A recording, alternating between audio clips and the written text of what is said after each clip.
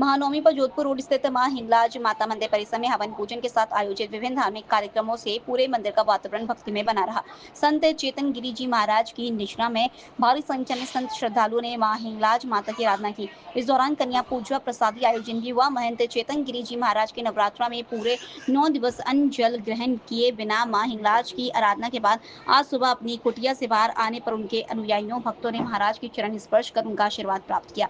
अपने आशीर्वचन में महाराज चेतन गिरि जी ने मां हिंगलाज की 9 दिवसीय कठोर साधना के दौरान उन्हें माता के दी स्वप्न में आने और इस दौरान मंदिर परिसर में नाड़ी होने और उसके अंदर गाय बछड़ा की मूर्ति की होने की जानकारी दी। भक्तों द्वारा महाराज को आए स्वप्न स्थल की खुदाई करने के दौरान गाय बछड़ा की मूर्ति निकली, जिस पर खुदाई के अवशेष भी मिले। परम पूज्य गुरुदेव चेतन गिरि जी महाराज नवरात्रि से निरंतर आज 9 दिन इन्होंने अखंड उपवास किया है। निर्जला मतलब जल कोई भी चीज ग्रहण नहीं की।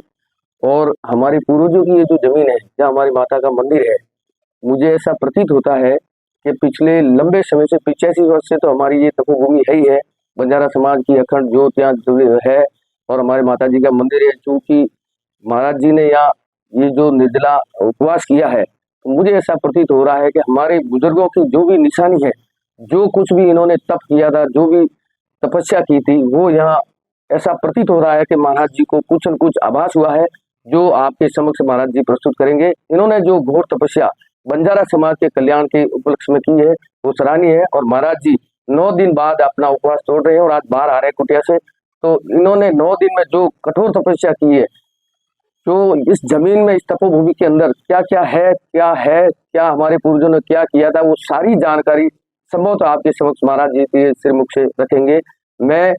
मुझे ऐसा आभास हो रहा है कि जो कार्य विभिन्न समाजों में, जिन जिन समाजों के अंदर जिन जिन महाराजाओं ने दिशा दी है, तो उनका कल्याण हुआ है। तो मुझे ऐसा प्रतीत हो रहा है कि बंजारा समाज जो पिछड़ा हुआ समाज है, हमारे महाराज श्री के इस उपवास से, इस तपस्या से ऐसा प्रतीत होता है कि बंजारा समाज का भी कल्याण संभव है।